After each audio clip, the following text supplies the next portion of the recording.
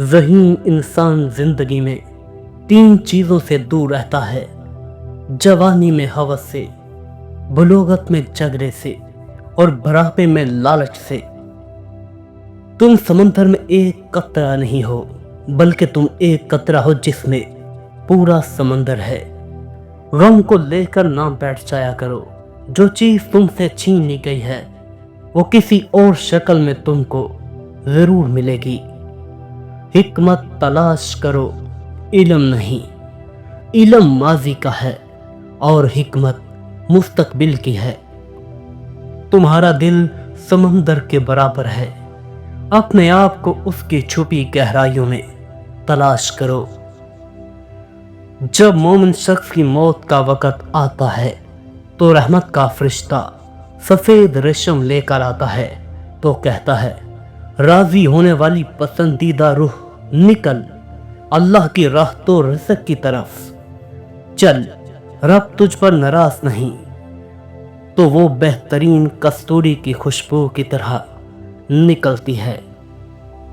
حضرت علی رضی اللہ تعالی عنہ کے پاس ایک یہودی آیا اور کہنے لگا: میں نے سنا ہے کہ آپ مسلمان جب عبادت کرتے ہو تو برے برے خیالات آتے ہیں، جبکہ ہم عبادت کرتے ہیں تو ہمیں نہیں آتے۔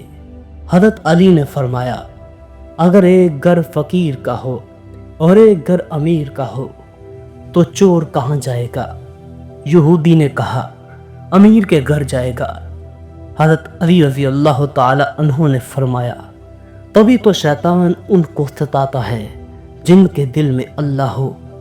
جن کے دل میں اللہ نہ ہو وہاں شیطان کا کیا کام ہے؟ کبھی کسی کو دکھ مت دینا۔ اگر کسی کو چھوڑنا ہو تو وجہ بتا کر چھوڑنا، وجہ بنا کر نہیں، ورنہ اس شخص کا ایک ایک آنسو تمہاری زندگی کو تباہ کر دے گا۔ جب تم کسی کو اکیلا دیکھو تو سمجھ جاؤ کہ وہ ایک سچا انسان ہے، کیونکہ بھیڑ ہمیشہ منافق کے ساتھ ہوتی ہے۔ مرد کو یہ مت کہو کہ مجھے تم سے محبت ہے، بلکہ یہ کام کرو، وہ تمہیں ہمیشہ کھونے سے ڈرنے لگے گا۔ نمبر 1، اس کی تعریف کرتے ہوئے کبھی نہ مسکرانا۔ نمبر 2، محبت کا اظہار کبھی رات کو نہ کرنا۔ نمبر 3، اس کو ٹائم اور توجہ لازمی دینا۔ عورتیں محبت کرنے کے لیے بنائی جاتی ہیں، سمجھنے کے لیے نہیں۔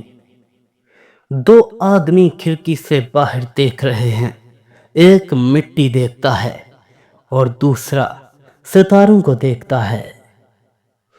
صرف ایک چیز جس کا میں مقابلہ نہیں کر سکتا وہ ہے فتنہ و فساد۔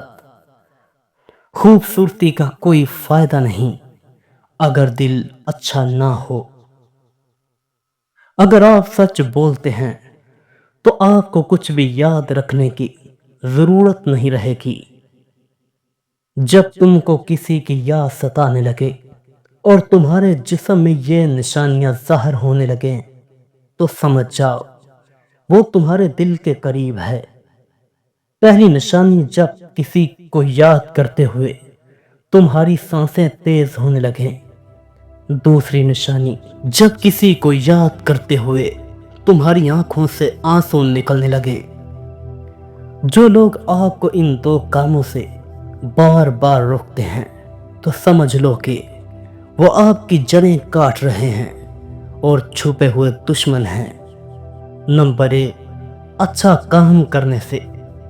نمبر 2، حق بات کہنے سے۔